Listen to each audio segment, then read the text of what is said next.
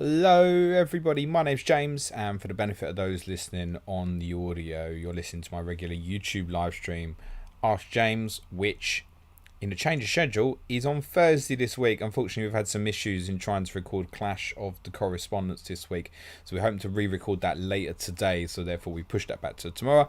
And I thought the best thing to do, rather than leave you with no content today, was to bring my YouTube live stream forward to today. So let's get straight into the questions, see who's asking stuff. We'll start with Lee Jackson, my Villa correspondent.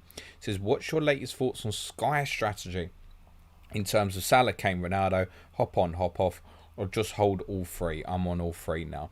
Yeah, as covered, Lee, I'm going all three in that strategy. I think there's too much to miss out on with the hop on, hop off. Namely because the games you will miss is Ronaldo versus Brighton, and particularly Salah versus Aston Villa. If he goes off in that game, could be pretty bad. So I don't mind the hop on, hop off. I've also discussed, Lee, on some of the Sky podcasts very recently about the idea of not going Ronaldo at all and potentially holding off until the actual Christmas fixtures. But yeah, in my plan, I'm intending to go all three, mate. Esan says, hey mate, would you rather bench Christensen or Hwang, already playing Chilwell? What Wolves got this week? West Ham. I'd rather play Christensen, mate, to be honest. I'm not convinced he'll play. I mean, it's a big couple of weeks for Christensen. I think there is an emerging theory that he might actually nail down a place as the right-sided centre-back for Chelsea, with Azpilicueta not seeing too many Premier League minutes over the last few game weeks. And I think we might be getting some clues that might be the way that Thomas Tuchel is beginning to move towards. It's a very improving player, Andreas Christensen. I would play Christensen. He's also one SN that if he doesn't play, he's unlikely to come on, you'd say. Ryan says, hi James, hope all is good. Would you be doing Havertz to Jota? Well, I'm in a position that I've got both, and I'm going Havertz to Son. But yes, I probably would be in that position. Yeah, I would probably prioritise getting Jota over Son. My value situation is a little bit different to some other players. So yeah, Havertz to Jota. It's a very straightforward downgrade. Yeah, I'd make the move, mate. SN also says, what's your preferred back three and wing backs for the England squad as it stands?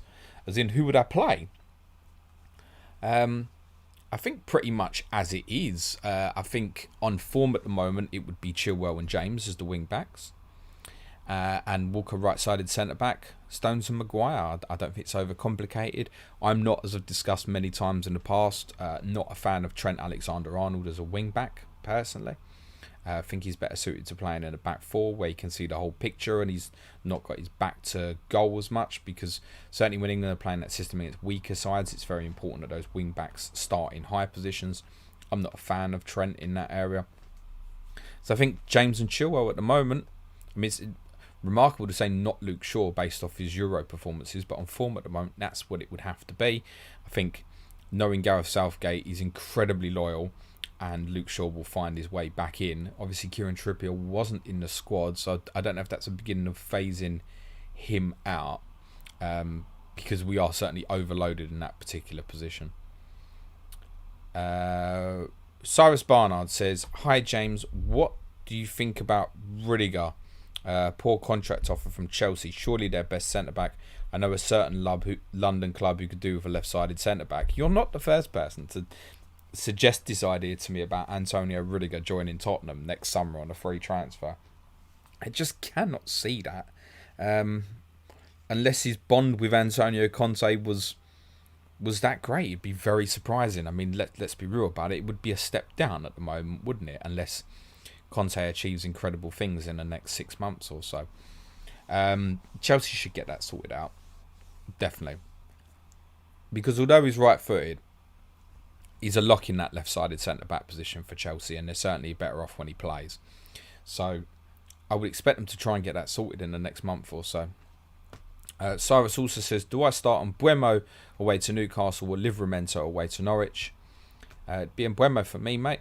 I consider as well the factor in of Dean Smith's first game at Norwich. They'll be well up for it. I think they might score in the game. So I'd go on Buemo. The more sensible answer is probably Livramento because of ownership numbers, but you know me, I'm nearly always going to side with the attacking player. Essen's got another one. Says, I'm sorry for sending so many questions, James, but one more. Who do you see him being top of the table when the new year rolls round? That's a decent question. My instinct is Chelsea are top, so just roll with that. It might be City, though. It might be Man City. City are a juggernaut in terms of trying to stop if they get top. So I'm going to say Man City. John Bailey says, who will do better, Howe at Newcastle or Gerrard at Villa? Well, Gerrard's got better tools to work with at the moment, so much of that will obviously depend on what Newcastle do with the transfer windows. It's almost like answering the impossible at the moment. But I will say Gerrard at Villa. Cyrus is back again. Says, do you think Dean Smith can do anything to keep Norwich up? Imagine Villa went down and Norwich finished 17th. Yeah, without laughing at the Villa fans, that would be an extreme turn of events. I think Villa will be alright. I think Villa have got a little bit more suffering to do before it gets better for them, but I think they'll be fine. Can he get Norwich out of it? It's difficult to visualise them finishing above 3 other teams in this league. You could visualise them finishing above Newcastle. I mean, you could visualise them finishing above Watford. Beyond that, it's difficult to pick another one. Like, I couldn't visualise them finishing above Burnley even, for example. So, very difficult to foresee, but look, they're not that far adrift. They've got a couple of fixtures still to go. Southampton at home, Wolves at home, Newcastle away. Who knows? Imagine they win all 3 of them games. Then Sunday they're looking at it very differently.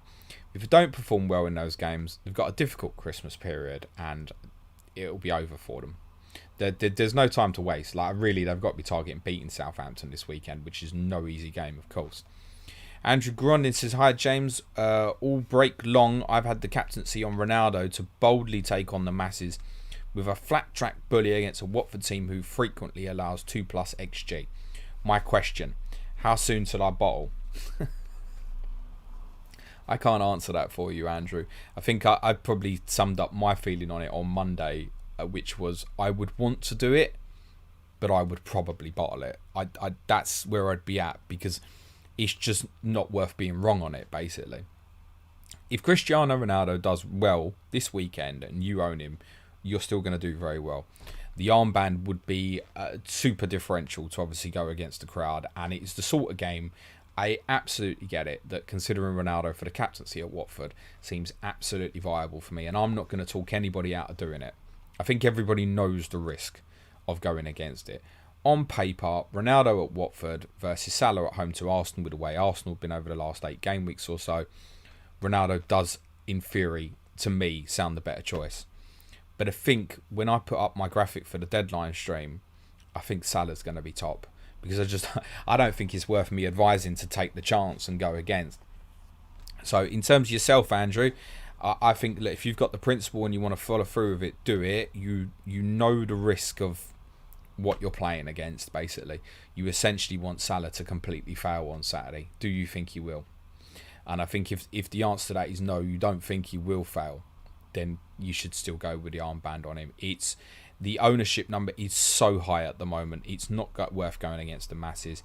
And whoever you go with against as a differential, be it Ronaldo, obviously people considering Harry Kane and the like as well, you don't need to stick the armband on them this week for it to be good for you. Pasky B89 says, hi James, hope you're well. If you could pick one, who would you choose out of Kane or Son based on what you've seen under Conte so far? I'd assume this is an FPL based question.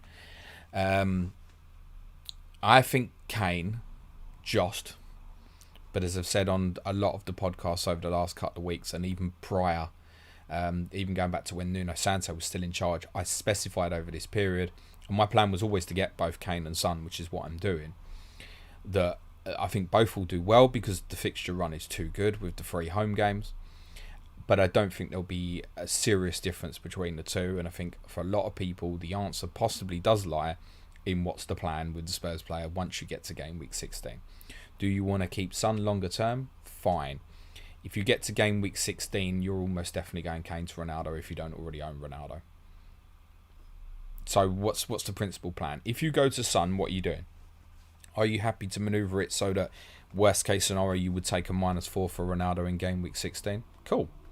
That's absolutely fine. Maybe you don't want Ronaldo at all. Maybe Kane will perform so well in the 4 games that you won't be able to sell him come game week 16 comes round. I don't know. But I think a lot of the decision making isn't just a straightforward Kane versus Son. It's about your team structure and what you want to do going forward, because there are so many people right now who want a partnership of, I don't know, let's say Jimenez and Tony, and happy to run with that, eyes on Wilson, or going back to Antonio at some stage, whatever, or still got Antonio. So do you want to break your structure to get Kane when Son's possibly an easier get, for example? I think everybody's circumstance is different on this. I don't think there'll be huge differences between the two players' scores over the next 4 game weeks. I do think Kane will probably outscore him. But Sonny, as we know, only needs the one return, and he could be 10, 11 pointer. So I think it will be close. Martin Boyle says, hi James, what do we do about these World Cup qualifiers? I'm all for a level playing field and fairness of competition, but with the amount of goals flying in, we can barely call it a competition.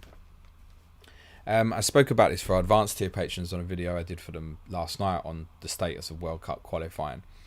And it's a difficult one, because I don't want to be the one that kind of sits here and says, let's scrap these games.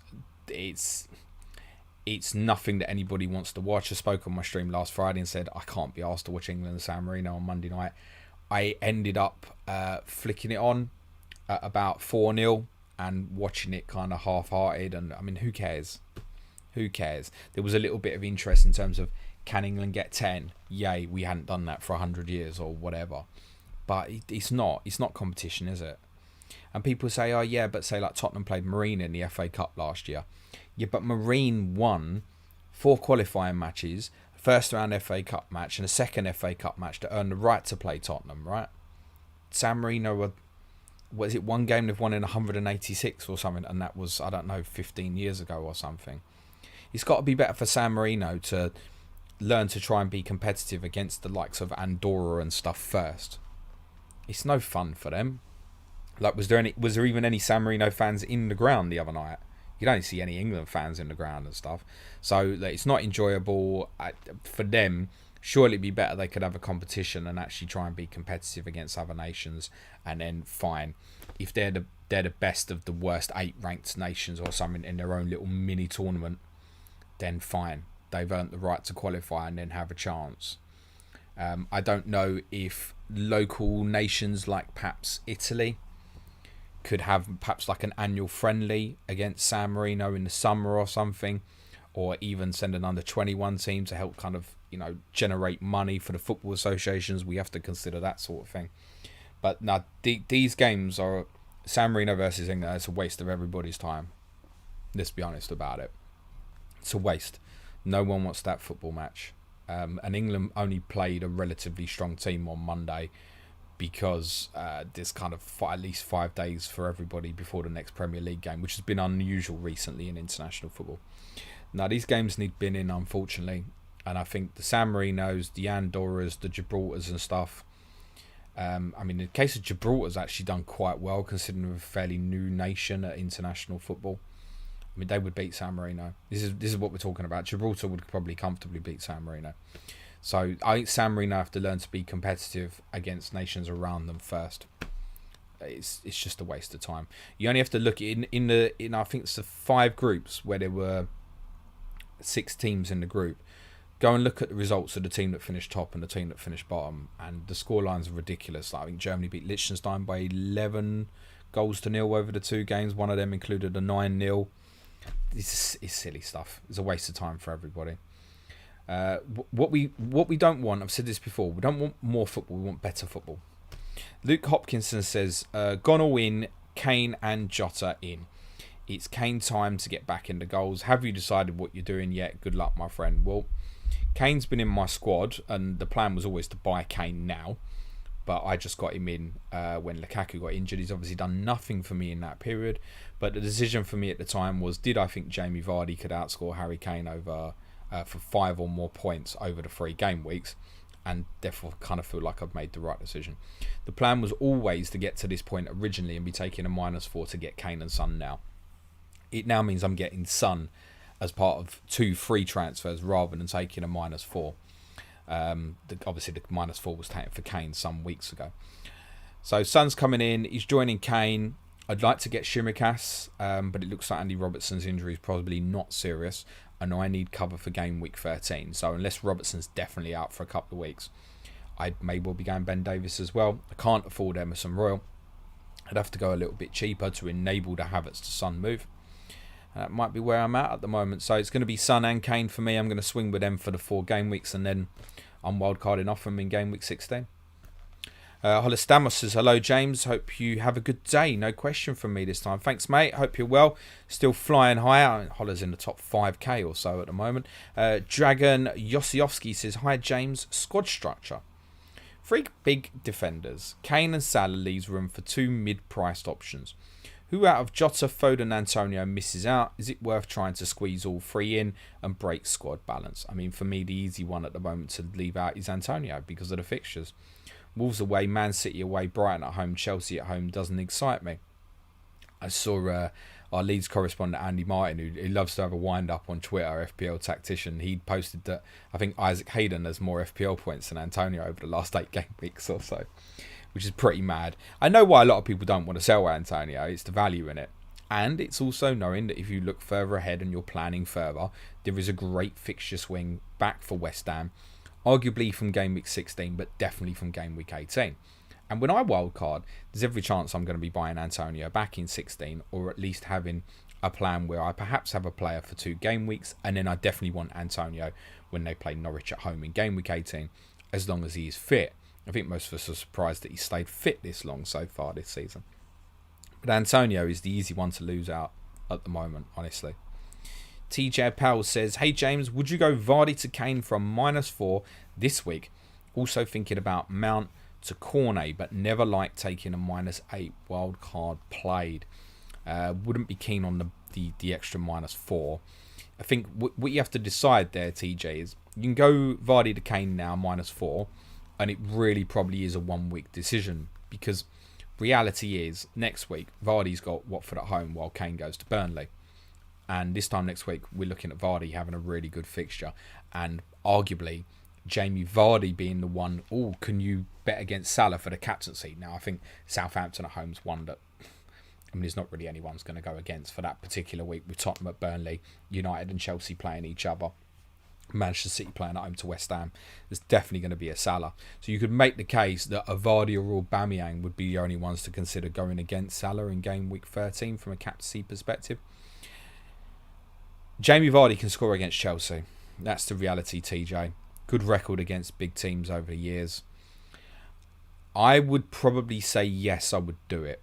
Because I think if you don't do it this week, you're not doing it next week. Then you're doing it in 14. Are you happy to do it just for the 2 game weeks? I think you can. Just go for Brentford and Norwich in 14 and 15. I'd want to do it now, personally. So I think, yes, I would do it. I wouldn't take the additional -4 for Cornet, who, again, I'm doing some analysis for advanced patrons this evening on him. And I think he's an absolutely blinding option at the moment, Maxwell Cornet. He is the one in between the sort of 5.5, 6.5 million value that I'd want to buy right now. But I would not take the -4 for him. Romanfan says, hey James, hope the break's been good. Do you know what? The no football makes it feel like a holiday for me, mate. I'm ready to rock for December. Which of the players from the Championship would you like to see in the Premier League? Cheers. Well, Fulham coming back up, aren't they? Probably Bournemouth will probably come back, and West Brom probably win the playoffs, and it'll all feel very familiar. I haven't watched enough Championship football this season to give you a very good answer to that. I think I discussed this with Neil Grover, our Bournemouth correspondent, previously, about kind of last chance for Solanke, who's having a good season in the Premier League, and I think has the potential to be a good Premier League footballer for a bottom half team. I'd like to see Dominic Solanke have another crack at it, because I think there's untapped potential in him, actually. Neil Thompson says, hi James, hope you're keeping well. Will you be looking at Salah for your wildcard in 16 with Watford having 4 good fixtures? Yes, sir, I will. I wouldn't put it that way. I'd actually look at it at longer. And I'd say there's 8 good fixtures. So Watford from game week 16 have Brentford away, Burnley away. Now these are away games, so they're not brilliant. Palace at home, which is more difficult than perhaps we give credit. Wolves away. But then there's an interesting spell for them beyond that as well, where, okay, West Ham at home, Tottenham at home, but they're both at home. Newcastle away, Norwich at home, and then they go to West Ham away in game week 24. So yes, Ismaila Sarr is on my radar for wildcard in game week 16 as a differential because no one else will be near that. It's a question a little bit like it was, I think, in game week 4, where a lot of people went for him and obviously had some very good success with the return at Norwich. If I go, I'm staying there for a while, I think. And yeah, he is though. Yeah, Watford, I mean, Josh King might be by that point. Emmanuel Dennis might be. So, yeah, Watford, I'm very well aware, have a really good, decent swing from game week 16 off the back of playing United this week, then Leicester, then Chelsea, then Man City. There's a good run for them afterwards. Ollie Blake says, hi, James. On wildcard, which defence would you most likely double up on, City or Chelsea? Also, would you go Wilson over Antonio? Which would I most likely double up on at the moment? Probably Chelsea. Probably Chelsea because of a lack of clarity on Laporte and Stones, and I'd rather save the money on Diaz by going for one of them two. Cole Walker not an option in my opinion. Cancelo you definitely want in there. So if I had to go double on one of them, the most likely at the moment would be Chelsea, and probably go James and Chilwell if I was on wildcard and just go for it. Dylan Ferner Rose, hey there matey, should I replace Laporte with Region or Sarr with Cornet? Free transfer, appreciate the content. I've got Laporte in Sky Fantasies. I desperately need him back in that team on Sunday. But in any case, yeah, look, Sarr with them next 4 fixtures. Burnley have a really good 8. If you're not happy with it in the 4 weeks, you can go back to Ismaila Sarr, as kind of just discussed. So yeah, I think Sarr to Cornet, free transfer, absolutely reasonable, like that. Toxic A2I9 says, hi James, what's the best Livramento replacement? I got 4.4 million to replace him. I will restate what I said on Monday's podcast and shout out to friend of the show, Harry FPL Tips, who asked me about Ben Davies. And what I said about Ben Davies was, I would not buy him if I'd already used the first wild card. But if you've still got it in hand, I'd take a chance for the next 4 weeks. So I think if you've still got it in hand or are on it now, if you're on it now, you can plan the rest of your team so that it's, okay, look, it's 4 weeks and then you move off. Or you leave him as a regular bench option. He may get a little increase in value. But I think for those who have used the first wild card, he could come out of that team at any time, I think. I think for the next couple, it's pretty safe. But I think once we get to Brentford, Norwich, it might begin to change, actually. So Ben Davies, I think, is a decent one for those who haven't used the wild card. I think he's probably avoidable for those who have. I'll shout out another player who I already own at 4.4 million. I've had for a few weeks. He's Matt Lowton at Burnley. I would like to put a Palace player in there, but not at the value of 4.4. That's obviously not possible. So I'll shout out the Palace players. Very, very short term, Rayan Aït-Nouri of Wolves, as discussed on last week's Clash of the Correspondents, maybe another interesting one. Safe fullback option is Burnley, I think, at the moment. Good 8 game weeks. Good 8 game weeks. Ralph Free says, hi James, should we focus on teams which don't play in Europe this coming busy period? I don't think that matters too much. At all, particularly. I mean, just as effective as, say, the teams that are in the Carabao Cup and got the quarterfinals. I mean, presumably Tottenham and West Ham will probably play fairly strong teams against each other in between, I want to say, in between game week 18 and game week 19, which may have an effect. Liverpool are playing Leicester. They'll probably both heavily rotate. Manchester City are out, right? Man City are going through in the Champions League. I know they've got PSG this week, but they're going through. Liverpool already through. Chelsea will go through. United have got the question mark around them, but then they're out the Carabao Cup as well. So I think you can lean into whichever bias you like with these sort of things. Personally, I wouldn't worry about it too much. Once we get into the Christmas period, no one's playing in Europe. And actually, you tend to find that the big teams probably perform a little bit better because they can rotate their squads better than those who have obviously got smaller squads. Jamie Williams says, hi James, torn about bringing in Kane for a -4 in place of Vardy would mean going down to Tyreek Mitchell from Diaz 2. What do you think? would not want to sell Ruben Diaz this week. So I wouldn't fancy Palace for a clean sheet at Burnley, and I think City is locked on for a clean sheet against Everton. Therefore, for it to be worth it this week, you would have to have double figures from Kane. Have to have them. So no.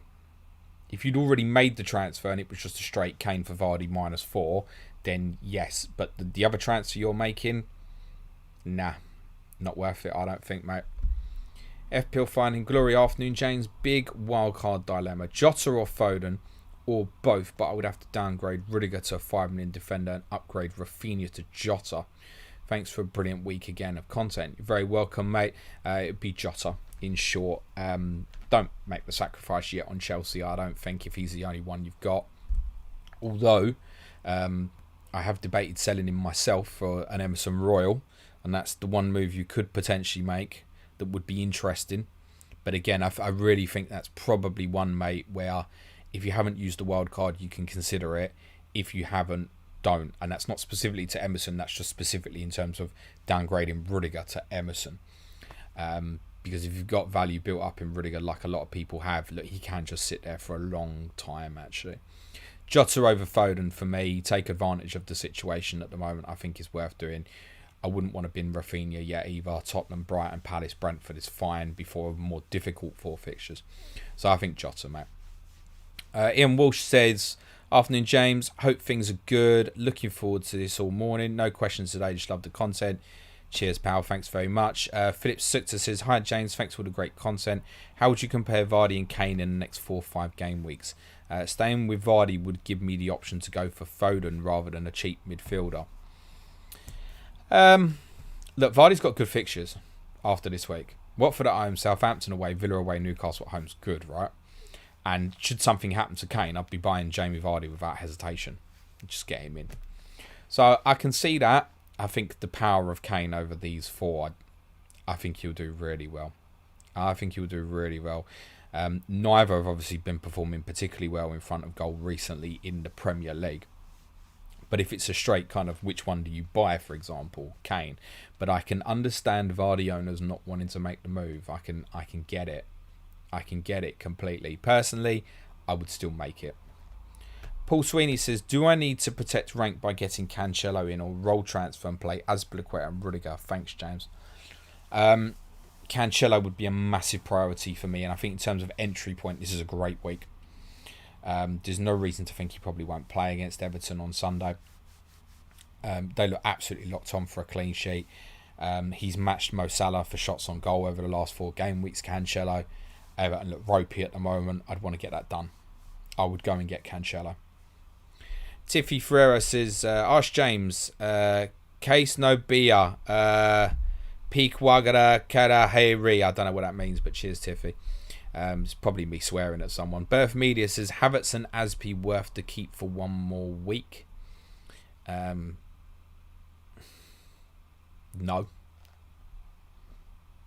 No, I don't think Aspi's going to get rotated anyway. Not necessarily this weekend, but it's definitely coming with that kind of Sunday, Wednesday, Saturday schedule there of United, Watford, West Ham.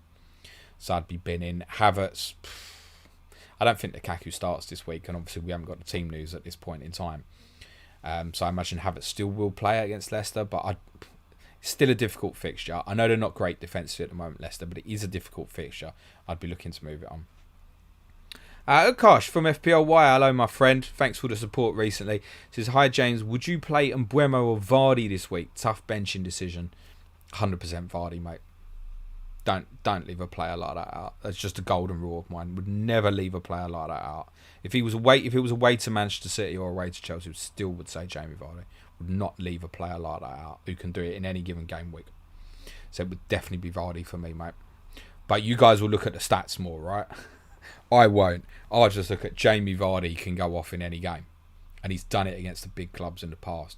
Yes, and Mbeumo against Newcastle, I wouldn't want to leave out either. You know what I'm going to say often, don't you, mate?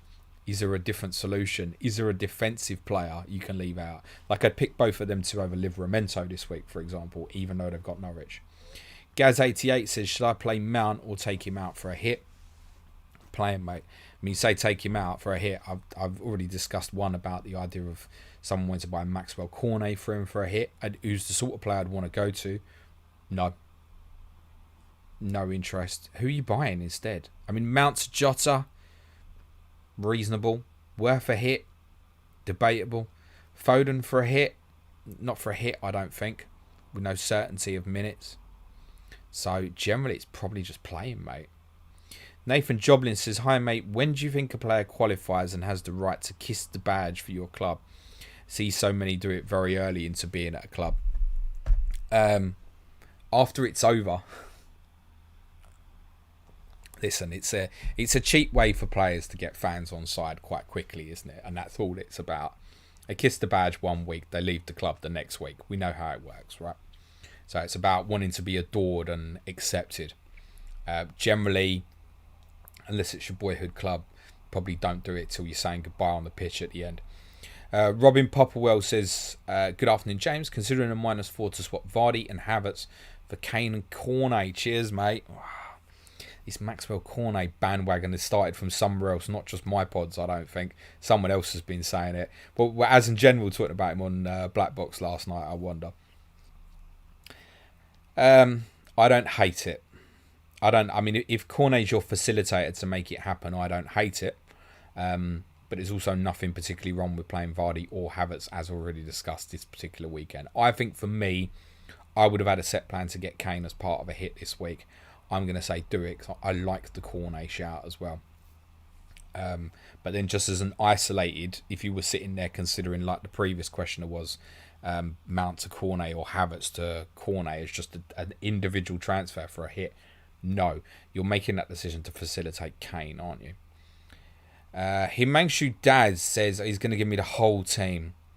I'm going to go to the end of it, which says with 1 free transfer, I was thinking to do Rafinha to Zaha. No, I'm not going to read your whole team out. Thanks for the question, mate, but that's a bit dead for the audio, mate. Craig Rampasad says, "Hi, James. Should I get rid of Greenwood for Son, Jota, or someone else?" To be honest, at the moment, Jota would be the priority. It'd be a priority for me. I wonder if Jota and Son were, in a weird way, were they both 9 million? What's the decision that people would make? Because I think if they were, I'd buy Jota, personally. So I think that sums it up quite nicely. Mind Switch Coach says, "Hey James, hope all is well. I have 2 free transfers and I'm planning on selling Havertz and Azpilicueta. Would you get Trent and Bernardo or Son plus a 4.5 million defender? Have Kane already. Cheers." I mean, if Robertson was out for a while, then Son and Shimikas, that would be so obvious for me, and I think it would be so obvious for you. I've already covered a few kind of 4.5. 4.5, that gives you Crystal Palace options, possibly as well. Allows you Eric Dyer, if you want the stability of almost confirmed minutes in the Tottenham defence at the moment. But I'd rather get... There is possibly a little something with Ben Davies underlapping runs at the moment, actually. Which may even become even more consistent with Romero, we think is going to be out for a little while as well. I would go Son and the defender, I think. But I miss having Trent, obviously. Owen Wilson says, "How big a miss will Romero be? It looked like he was playing well. Yeah, talk of the devil. A big miss. I've not seen a predicted timeline in terms of injury, but it's a difficult one for Tottenham to manage. I imagine Davinson Sanchez will come into the team, which the one thing he does give that back line, which it doesn't have at the moment, is a little bit of recovery pace. A very brief, but when he came on against Vitesse, he was fully committed and heavy in the tackle, similar in style to how Romero plays on that particular evening. That was after Romero had got sent off. So I can only assume Sanchez comes in the team, though there are a few players, notably Japhet Tanganga, which could well benefit from having had the period at the training ground with Antonio Conte. But he's definitely a miss. He's rash, he's erratic, he's overzealous, he's likely to get booked every week. But within all of that, there is a very good potential player in Christian Romero. He's beginning to look the business for Tottenham. So yeah, he will certainly be a miss, no doubt about it. A man Khan said, "Would you downgrade De Bruyne to Bernardo to getting Kane and Son. I would definitely be looking to move Kevin De Bruyne on from my team at the moment, just purely because he's right now he's not the best Manchester City asset. Phil Foden is. I keep saying week after week that I'm not big on the idea of buying Bernardo Silva. So I said that about Gundogan last Christmas as well. So you should all probably buy Bernardo. Owen also says, biggest what if Spurs player outside of Ledley King. Also, most underrated Spurs player you've seen in each position. Always enjoy your memory of Spurs over the years. What if Spurs player is Marcus Edwards by a mile. Spoken about this a number of times. He's the most talented kid I've ever seen in a Tottenham shirt, and he's wasted it. He's now playing in Portugal, I believe. Most underrated player in Spurs positions. We've not been filled with goalkeepers of greatness. I'm actually going to say Aurelio Gomez, who was a disaster at first, but really good for us in 09-10. And because he was so bad the year before, that went rather unnoticed. What a big role he played for Tottenham in 9-10. It was extremely good. So I'd say Aurelio. Underrated Spurs players in other positions. Defender, I'm going to say Stephen Carr. I was a big fan of. Really good, solid right back. Who his attacking game, it was a joy to watch his attacking play develop from a very defensive and functional fullback when he first broke into the team. Midfield, Moussa Dembele by miles and miles and miles and miles. Maybe 2.5 years on, people are finally getting it that he is the instrumental reason why Tottenham went to shit, and we need to fix that formation. Underrated forward, that's tough because we've had so many. I mean, it's one position we've been so blessed, and all the time that I've been going to Spurs. I'm going to say, although he's a bit erratic, I loved him, was Freddie Canute. He never gets mentioned in line with the others, the Defoes, Keanes, Berbatovs and the like, and rightly so. But when Freddie Canute was at it, wow, could he play when he was on it. And I think he always kind of had injury issues. I think there was kind of a stigma around him that it was about effort a lot. I don't think it necessarily was. I think he had injury issues. I could not believe it when Tottenham sold him to Seville. Hated it because I thought he was such a talented player. He was a really good foil, particularly for Jermaine Defoe actually, rather than Robbie Keane. Defoe liked playing with him. I really liked Freddie Canute. It just never quite took off in the way it should have. He was such a talented player. TJ Power says you probably have no time to play them, but have you ever been a board game fan? Yeah. Play me at Monopoly and someone will end up throwing the board at me, I should imagine. Yeah. I mean, we don't really have time much. Me and the missus like to bring out Articulate over Christmas. That'll happen over the next month or so. But yeah, you're quite right, especially with a little one now. You ain't getting a board game out with him around at the moment. But hopefully it's something he'll be interested in the next few years, and in which case, yes. When I was a kid, I had plenty. I always used to play Terry Venables, The Manager. That's one for the oldies. Used to play that. It was a kind of football management board game long before the eras of Championship Manager.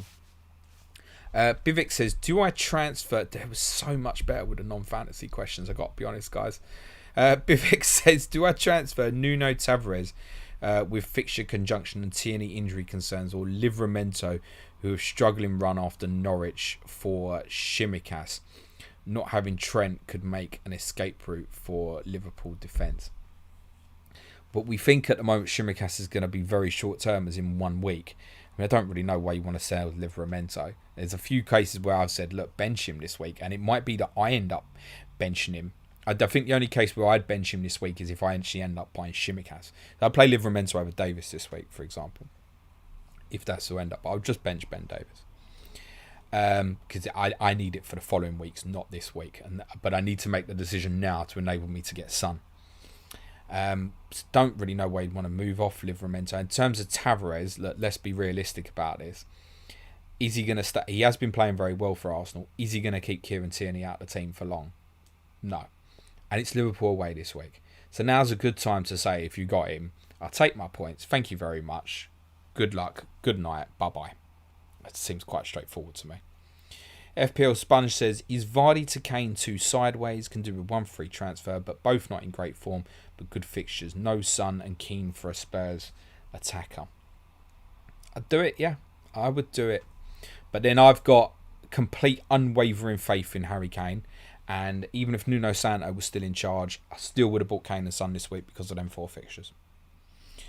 Rock pie 123, steak and kidney, chicken and mushroom, curried lamb. What's your favourite kind of savoury pie? I'm quite dull at that. Do you know what? A chicken and mushroom, actually. I'm quite dull. I do like anything with chicken, generally speaking. West Ham A says, hi James, who would you sell for free to get Jota, Mount or Rafinha? Mount, personally. That'd be quite a straightforward choice for me, actually. Sagnick says, which came first, chicken or egg? Well, the chicken laid the eggs. It's got to be the chicken, hasn't it? Bivik says, whom free to start of Region, Livramento, Umbuemo, Tony and Huang? Tony, Umbuemo and Livramento. Ray close though between the other 3. But yeah, I'd play the Brentford. I'm going to play the Brentford boys this week. Ray Qureshi says, hi James, perhaps this has been covered, but what are your thoughts on Foden to Jota next week? Already have Trent, Salah, Diaz and Cancelo. Love you, by the way. Love you too, Ray. I can see why you don't want to get rid of Foden this week. Yeah, it's fine. But obviously, each week that goes by, you're narrowing the gap of what you're likely to get out of Jota. But yeah, I think the following week is fine. I wouldn't want to sell Phil Foden this week. Cherie MC says, hi James, for long term, Bowen versus Smith Rowe. Well, we have to define long term, right? So if we're saying what's up, next 6 game weeks, I'm going to say to you Smith Rowe, probably. If we're going to say next 12 game weeks, I'm probably going to say to you Jared Bowen. So the answer probably lies in terms of, Cherie, what you think long term is. Hey Cal says Jota or Son for game week 12. I would be prioritising Jota personally at the moment. Shifo says, hi James, thoughts on Chelsea centre back situation? Rudiger looks like he's out. Silva wants to return to Brazil. Could you see Tomori back? And Kunde question. Also, this could also affect Spurs' hunt for a centre back as well. It's obviously a very, very long term question. Thiago Silva's obviously never going to be long term. We know that. Rudiger, I mean, could he still agree to contract? If not, he's obviously going to go, isn't he? And Chelsea will replace. And yes, I imagine he'll go back to Jules Koundé from Seville. Is Tomori a permanent transfer or just a loan? I'm not sure. I mean, if it's just a loan, yeah, he could come back in. I've not seen anything of him at AC Milan, but those who have say that generally he's playing very well. Alan Holohan says, afternoon, James. You often mention it yourself and Suj are not FPL experts. Suj is definitely not, and I'm not either. What in your mind makes somebody an expert in FPL? Is there such a thing? I like to believe that there's not, but there are obviously people who have historical incredible ranks, 6 to 8 top 10k finishes or something. I think that sort of shit does entitle you to use the term for yourself if you want to. But what do we mean when we say an expert? Does that make you an expert to decide? Let me put it like this. You could have someone FPL expert and you could have me. And you could ask both of us a decision about a transfer for this game week. Are you always going to follow the expert's advice? Now, you'd be wrong to always follow my advice, because historically, I might talk things that kind of manipulate the mind and make you think about the way football's being played or something like that, or longer term stuff. But the expert's probably going to give you the better answer for FPL, right? But it doesn't mean the expert's right every single time. Can't be. I'm obviously not going to be right every single time. So I don't like it as the expert. There's players who have won the game, finished first, and then finished like 800,000 the following year. Are they an expert? I don't know.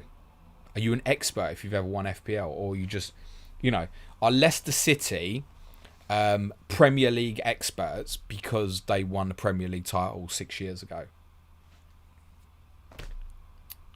That's not how it works, is it? 5 years ago, sorry. That's not how it works, is it?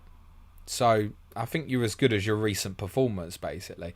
I'm not keen on the word, personally, because I'm more than obviously happy to share my opinions on things like this and on streams like this and on the podcast and whatever.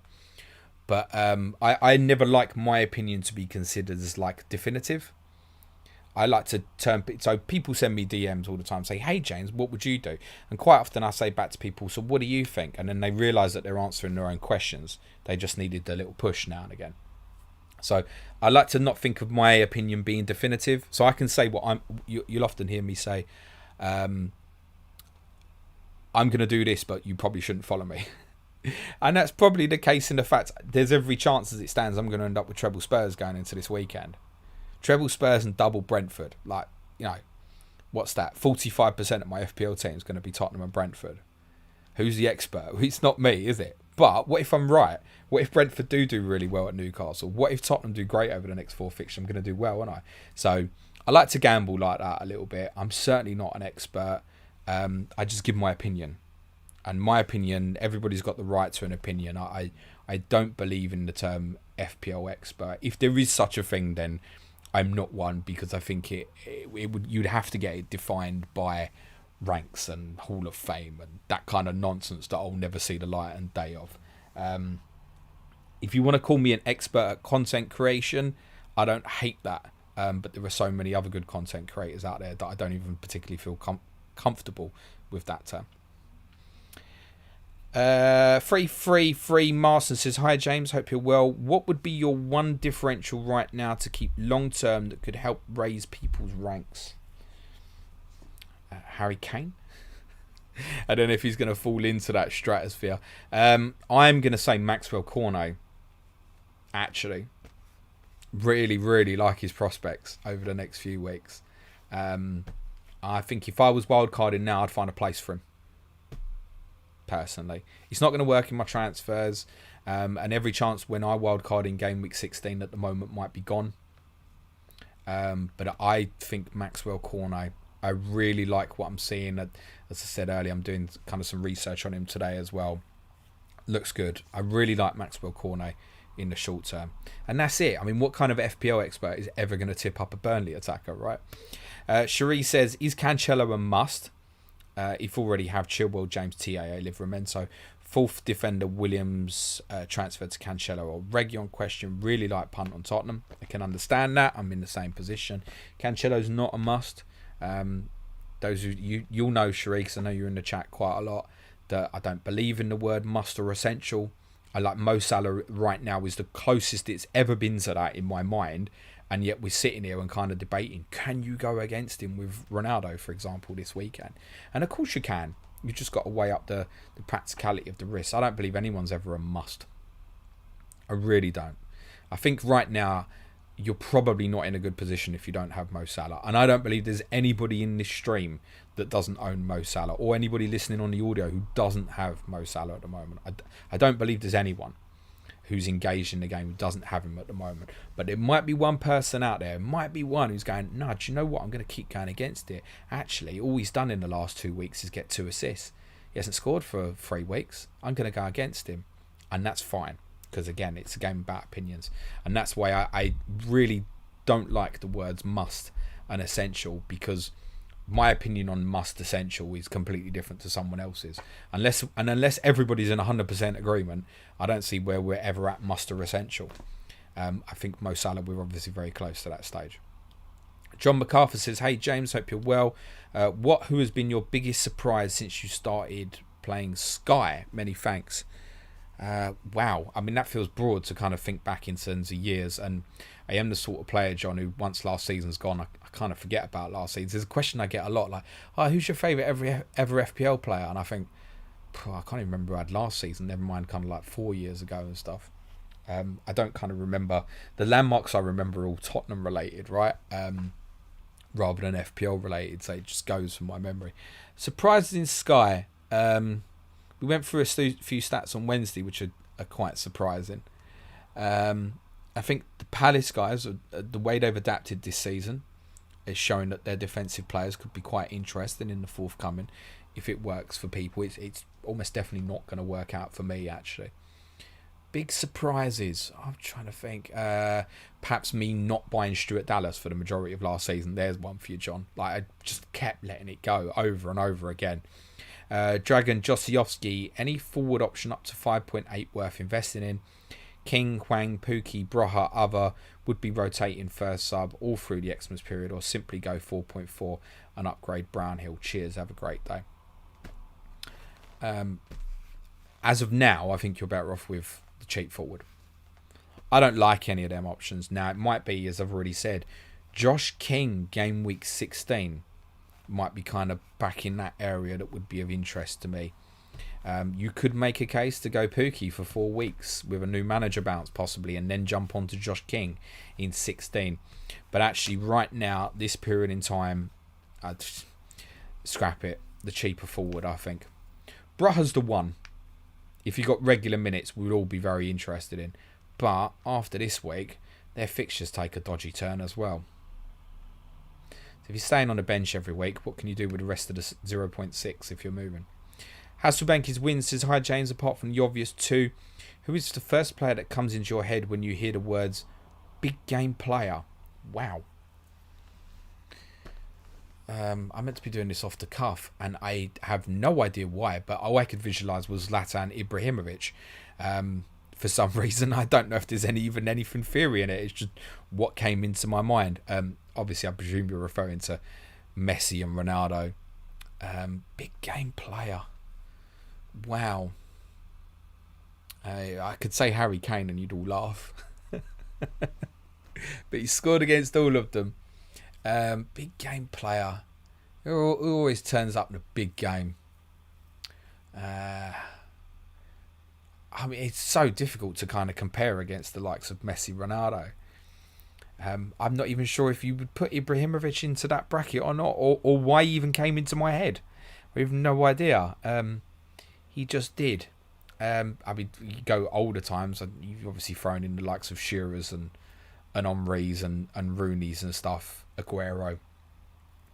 I tell you who, really, in terms of current, Kevin De Bruyne. Kevin De Bruyne's still big game player. When the hardest games show up, he tends to show up. So I think currently Premier League, still Kevin De Bruyne. Good question. Theodore says, hi James, what do you think of rotating Ben Davies and Livramento until around January due to budget restrictions? Davies should be nailed until at least the transfer window. Well, as I've said, I wouldn't look at it for that long. I really wouldn't. Really wouldn't. I'm not Kane. In terms of rotating it, like, you could go the next 4 and you could choose over the next 4 when to play him. I look at the fixtures afterwards and how many times would you play him? How many times would you pick Davis over Livramento? I'm looking at it going possibly game week 19 at home to Palace. I mean, he could easily get rotated over that period. It's two games in 3 days at that point, right? So, yes, at the moment he does, but I think when Conte has more time to coach, we might have someone else go and play in that position, be it a Joe Rodon, be it a Japhet Tanganga. I, at the moment, can't foresee Ben Davies coming out of that team, but it's also worth remembering he's an average footballer, right? And certainly it's a priority position that Tottenham will try and replace in January. He's also historically a player who picks up injuries as well. I'll go back to my original point that I said on Ben Davies that I said I think he's a decent signing for those who have not used the first wildcard. If you have used it, I would look somewhere else. And so if you're asking me in terms of the rotation, you want someone at the same value, honestly, from a rotation perspective, I think I would rather buy a Burnley player at the moment than Ben Davies. And Lowton, who I've got, would be the preference. Ironically, I might be about to end up with Lowton, Davis and Livramento. Marius Stoica says, hi James, hope you're good. FPL question. Son and Emerson or Jota and James? Thank you. Because I'm a fixture head guy, I would absolutely be tempted to steam into the Tottenham guys. There is a case there to say, what happens if you go Jota and Emerson? Reece James, pound for pound, probably just about the best defensive asset in it at the moment. But but there are more difficult fixtures for Chelsea coming up. I'd be a little bit concerned about what I said about Christensen. What's the impact on James with Azpilicueta, therefore, because it's not that Azpilicueta's never going to play. I tempted to say Son and Emerson, but I'd be interested, Marius, to know what happens to you then if you go Son and Jota. Could that be you hold someone else for 2 weeks and then go to Son very briefly for 14 and 15, for example? I'd be interested. Rudy says, Kane or Ronaldo, who is best to take in or keep Vardy? I would not be buying Ronaldo now, personally, despite the brilliant fixture, because of what comes afterwards in the shape of Chelsea away. But those who have, obviously, are going to hold and stuff. But I wouldn't, at the moment, I think you're buying Kane over Ronaldo. Lamichi says, hi James, would you start Hwang or Livramento this week? Covered. It's Livramento I'd go for, but it's very close. And I'll cover 2 more. Ludwig says, sorry for the bland question, but which would you prefer? 1, Rafinha and Vardy to Wilson and Son. Don't like that. 2, Rafinha and Vardy to Kane and Cornet. Don't really like that, but prefer it. 3, Rafinha and Buemo and Vardy to Hwang, Jota and Son for a -4. Don't really like that either. Sorry. I'm not keen on selling Rafinha. And that's what it'll boil down to at the moment. I'm not keen. I have given it some thought myself. But he's going to stay for me till 16 as long as he stays fit now. And then he won't be in my wild card because the fixtures Leeds have for a little bit. But then I will want him back. I've got Villa at home, Burnley at home, Newcastle at home between game weeks 20-23. So it's someone I'm looking to cover for 4 game weeks for him. I'm not keen on selling him, but probably 2 out of them, but I don't really like any of them, Ludwig. And Colmbergler says, hit that like while you're waiting. Cheers, mate. Yeah, smash a like, hit the subscribe button if you're on YouTube. If you're listening on the audio, Apple, Spotify reviews and all that goes down very well. Colm says, hi James, I have 2 free transfers this week. Havertz to Jota is my definite, like it. I'm not sure on either doing Diaz to James or Mbuemo to Bowen. Any help appreciated. That, my friend, sounds like roll the other transfer.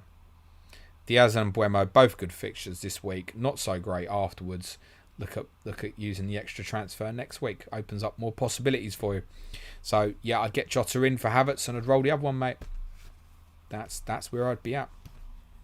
Thanks very much, guys. Hopefully, Clash of the Correspondents tomorrow for you with Stephen Toomey and Gary Robinson previewing Watford and Manchester United. If we can't make it work, there will be a replacement podcast. I just don't know what yet, but something will happen.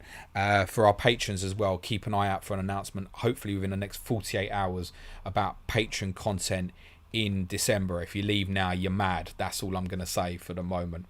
Other than that, thanks very much for your questions, for everybody in the stream. For those I didn't get to, apologies. If you want to take a screenshot and send me a picture of your question in a DM at Planet FPL Pod on Twitter, I'll get that covered for you in the next 24 hours or so.